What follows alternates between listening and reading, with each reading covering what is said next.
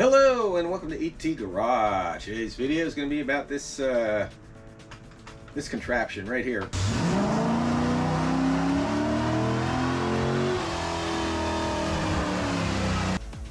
All right, like I was saying, today's video is going to be about the TEC1 scanner.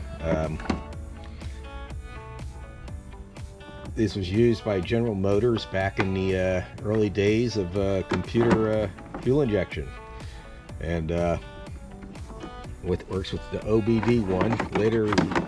Later year ones would work with OBD2. They came out with like a TEC2 and all that stuff. Before I go any further, let me recommend that you don't buy this unless you get it really cheap. I got mine cheap because it wasn't working, and it ended up I got lucky. It only ended up needing this the cigarette lighter plug-in for the power.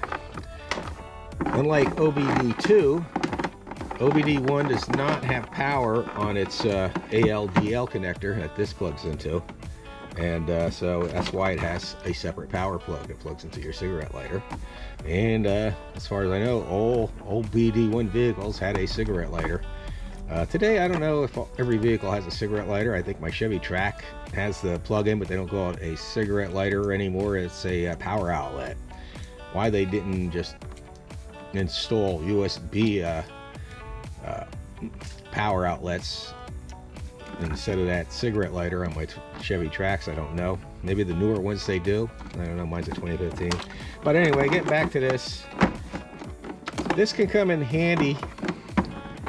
It is handy to have, but almost everything you do on here, do with one of these on an older OBD1 system, you can do with a paperclip. Also, if you're in the market for one of these older TEC1s, of course, you're only going to be able to get a used one. I think there's some Chinese knockoffs of the TEC2, which will do the same thing as the TEC1. I'm not sure. If anyone knows, comment below. They do. This isn't like one of the high-end, the new OBD1 scanners. You have to have separate cartridges. Like here, right now, I got a GM 81 to 92 ECM cartridge in there. And then like my 90 Corvette, in 1990, they started using body or CCM computers underneath the dash. And then you'll need a separate module for that. And of course, then you have the brake for the ABS. And of course, with the brake ABS, you also need a adapter. Here it is, a Bosch ABS adapter. And then let's see. Then they have all sorts of different cartridges. Then they have a memory cartridges for when you can use these to data log. These are bidirectional. In other words, they just don't read data. You can send data back to turn on fans and stuff like that. You have your if you want to do your supplemental inflatable restraint, you're going to need another adapter for that, and all that stuff. So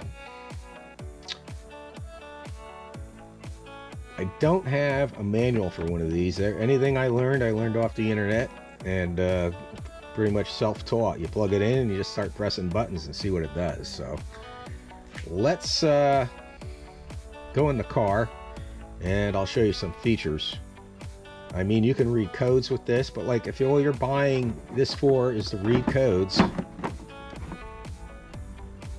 just use a paperclip. Save yourself a lot of money. If you decide you do want to get an older style OBD reader, I don't have any experience with them, but the Snap-on MT2500, I think it's called, is a much better option. That you need all sorts of cartridges to work with your system too, but that works with all sorts of other cars and from that era, and from what I hear, it's just a lot better reader than the TEC1. So like I said, let's go in the car and we'll take a quick look. There's only so much I can show you, but I'll try and do it. Okay, here we are basically inside the car. and got your good old Tech One. I have GM 8192 ECM cartridge in there. And if you want to do any type of recording, you need the module or cartridge that goes in here. I don't have one of them. They're expensive. I don't know why they're expensive, memory cartridges, but they are. Personally, I wouldn't waste my time on it. If I want to read data, I would go look at my data log, OBD1 data logging videos. You can read more data with that than you can with this, in my opinion. Okay, basically you got your ALD connector, your power connector with the ignition off, and you plug the ALD connector in.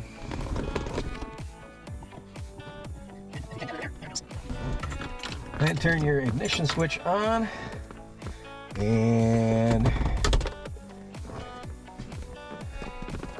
now I can't find my connector.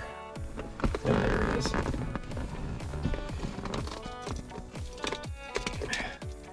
Plug in your 12-volt power supply. Now hopefully you guys can see all this. And it says select model year. And mine's a 90. So I did that, and it's going to ask for either the VIN number, or it will ask like PFI, which is port fuel injection, and then it has TBI, which is throttle body injection, and then it has carb, which would be carburetor, and then it has CAD, and I don't know what CAD means. Maybe it has something to do with the Cadillac, but I don't know. Now if you go VIN number, you go press FO like it says, and then you got to find your VIN number. It says 8th digit of your VIN number. In this case it's 8 on mine. So you just keep clicking no till you get to 8, and then you click yes. Then it's ask you if select VIN. 8 engine, 5.7 liter, F car. F car would be a Camaro. This is a Corvette, so I'm going to hit no. Corvette, yes.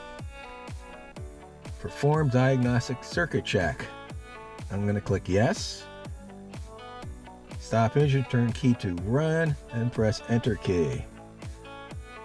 Okay. Then it will ask if the service engine light is steady. As you can see up there, I hope it's steady. So I am going to click yes. You hear the fans going. Now it will flash code 12. Service engine light. There'll be 1 flash and 2 flashes. That makes 1 and 2 next to each other is 12. That's how the OBD1 system works. If it's flashing, you click yes. If no, you click no. I'm going to click yes.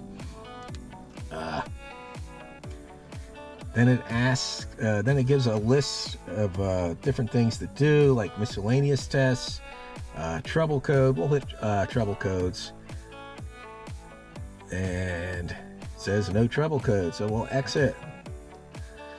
And then field service, that you would have to do. You would need that memory cartridge, as far as I know. I think I was saying I don't have a manual for this, so I'm kind of guessing. Anyone want to leave helpful hints or tricks or anything, just leave it down there in the comment section. We'll go to F4, miscellaneous tests. IAC system, that'd be, let me see, output test, we're not going to do that. Backup fuel, and then it keeps going back. Clear codes, I don't need to clear codes. IAC system, BLM reset. We'll do F1, see what comes up. Backup fuel and spark mode active. You now hear the fans running. Not sure what other tests you can do with that. I don't have the manual, so I don't know. So I'm going to hit exit. Clear codes is self-explanatory. IAC system. Yep, I don't want to do that. F3. Select FO for you would, then it saves its directions, set brake, block wheel, start engine, then press enter. I'm not going to go ahead and do that, but then you can use the up and down arrows to increase or lower your RPM while the engine's running, and that's how you check your IAC. I'm gonna exit. Let me see, what else we got? We'll go to F4 again. Okay, this is fuel integrator block learn. This will reset it to 128. It already is, so don't worry about it. That has to do with your fuel injection. 128 is that magic number that it wants to see. If you want to learn more about that, go to my, like I said, go to my playlist on OBD1 data logging and all that stuff. Okay, let's see, what else can I do? F7. Stop engine, turn key to run for system, press enter. Okay. Is the check engine light on? Steady? Yes. This is basically the same test we did earlier. I'm just going to exit. Output test, data field list. Let me see. Diagnostic circuit check. I'm going to go back. I think I pretty much showed you everything on here. Pretty much every test you can do on this basic cartridge. You can just, stick a paper clip in there and read the codes off of here, and you save yourself the money for doing this. But this does make it a little easier, I guess, because then you can read the codes on here. But let me show you the CCM cartridge. I'll do that next. I'm going to turn the ignition off, unplug this, and then I need to change this.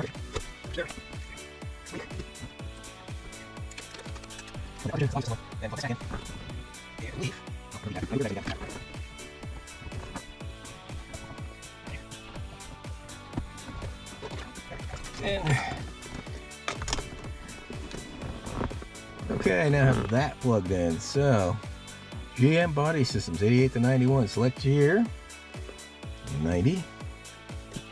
And then it says select fourth digit of VIN code. Mine is Y. I believe it's Y. It's either Y or J. I could go out and look, but I'm just going to say Y. Yes. And then CCM, which is FO. Data list. Trouble code. Snapshot. CCM test. We'll go do CCM test first.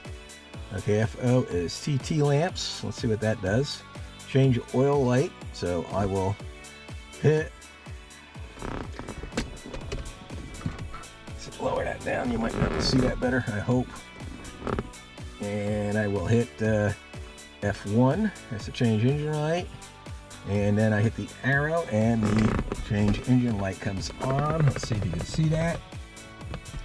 And then I hit the down arrow and it comes off. So now I know my change engine light works.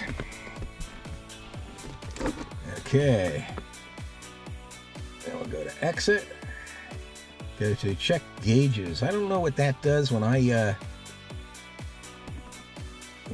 use the on-off arrows. I don't see anything. So I'm not sure if either something's not working right or what, but it doesn't do anything. If anyone knows, let me know. Like I said, I don't have the manual, so I don't know. Seatbelt, that'll turn the seatbelt light on. And let me see. You guys can see that. The seatbelt light comes on. You can probably see it right there. On the steering wheel and off. And voila. That's basically what you're doing. There are more functions you can do via this LCD gauge, and that you would jump pins A and G, I believe it is. So I believe I have a video, and like I said, Chris Fix has a really good video on it. I'll leave links at the end of this video if I can. Let's go. Relays, F1. Horn relay. If I hit that, the horn will go off. Waiting. And there you go. Rear defog. This will turn the rear fog on. waiting for data. I turn it on, you see that rear fog light, or the light for the rear defog come on. I'm assuming it's working. Courtesy F3. Once again, turn that on, all the courteous lights come on. Turn it off. There are more lights you can do concerning like the courteous lights and the horn and the relays via using the paperclip method I talked about earlier in the LCD screen. This is on 90 through 96. Earlier cars without the body computer didn't do that. Okay, let's see. I think that's about it. Exit. Chimes, I could check my chimes. My chimes don't work. F3 dimming, I guess I could do that. Gauges, F1. See if it dims the gauges. Gauge dimming override.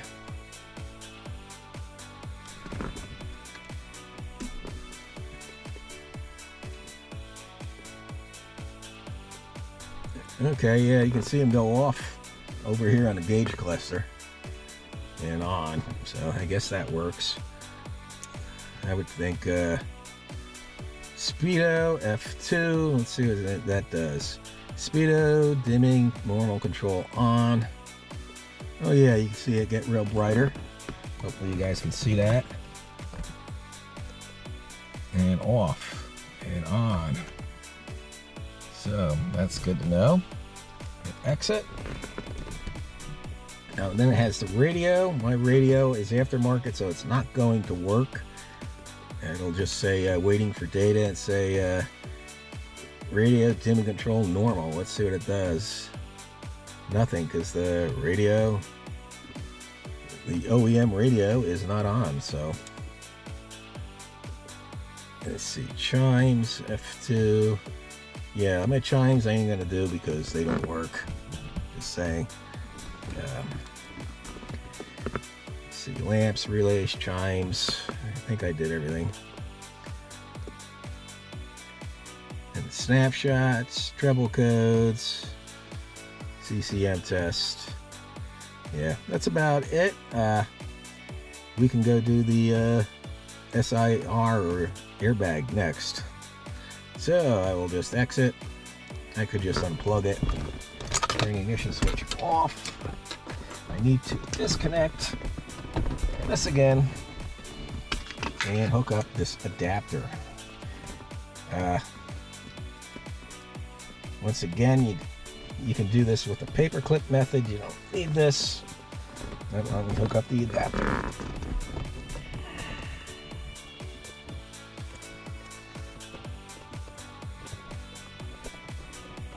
Okay, hook that up. Turn that on. Plug it in, and GM body system. Select your area. Go through the same thing again. And no. Yes. Okay, SIR. Diagnostic system check. In-service manual section. I'm not sure what some of this stuff. Flash codes, clear codes. Well, I know I got a code for this, so we'll hit flash codes. Enter. I actually need a new clock spring and a steering wheel, so turn ignition off, then press enter. Okay, turn ignition off, press enter. Waiting for ECM timeout. Turn ignition switch to run.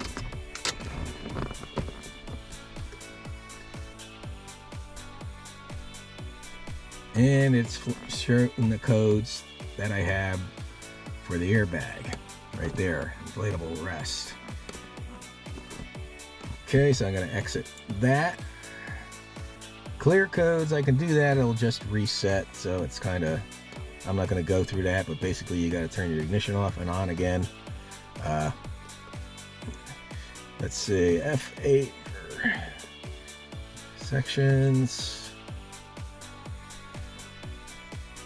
Yeah, basically it just clears and checks codes for that. So we'll exit and unplug it.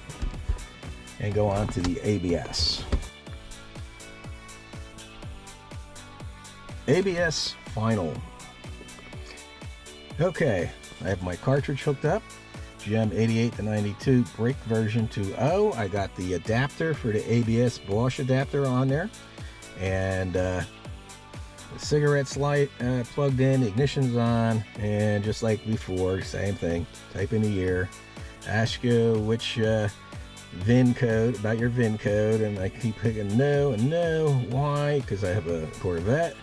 ABS braking is not available during testing. In other words, your ABS system won't work while you're driving if this is hooked up and reading.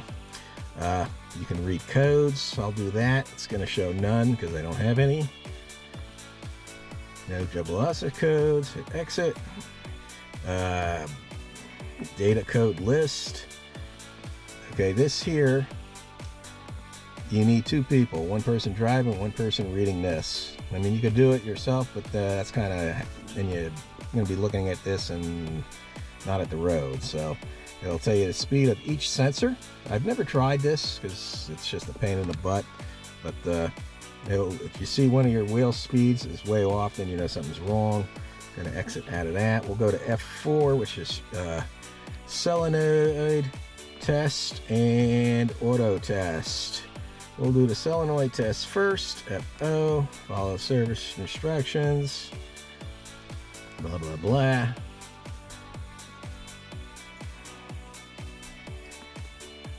Okay, this will allow you to test the left and front and left rear and rear axle, and click FO. And then if I want to hold it, you put your foot on the brake pedal and you might feel it. Press it, you should hear it go on and off, or should. Okay, off. A little bit of a delay going off. Sometimes you'll feel it in the pedal.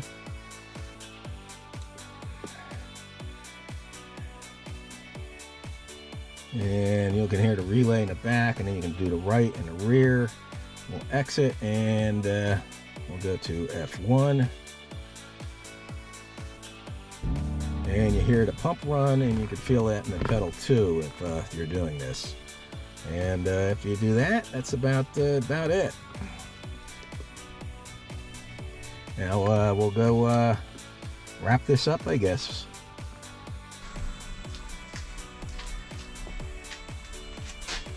Well, I hope that was helpful in some way. I know it was kind of vague, but it's going to be different for each GM vehicle.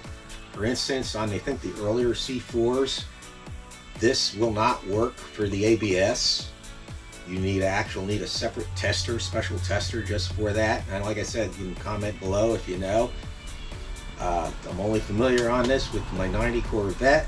Other GM vehicles will have different functions. Like I got this one cartridge, it says the 87 to 89 ECM Plus. Well, I don't have an 89, 87 GM vehicle that's tested on, so I have no idea. Pretty much everything that you can do with this, you can do with a paperclip. So why waste your money? These things, I don't know what prices these are going for now. They're pretty expensive. If you can get one with a manual, that would be helpful. Mine doesn't have a manual. I got mine cheap because it wasn't working. And then I still had to spend some extra money on the cartridges. It is nice to have for the ABS, and it is nice to have for the SAR, or the SIR, the airbag. But everything with the airbag I can do with a paperclip. On the 90, I can bring up the ABS codes and clear them with a paperclip on a 90 Corvette and probably up. I don't know, I'm sure about other years. If you know, comment section. That's what the comment section is down below. But I can bring up all sorts of functions on the CCM. I believe I did a video on it. If I did, I'll leave a link. I'm pretty sure Chris Fix did one, and if I'll try and leave a link to that too.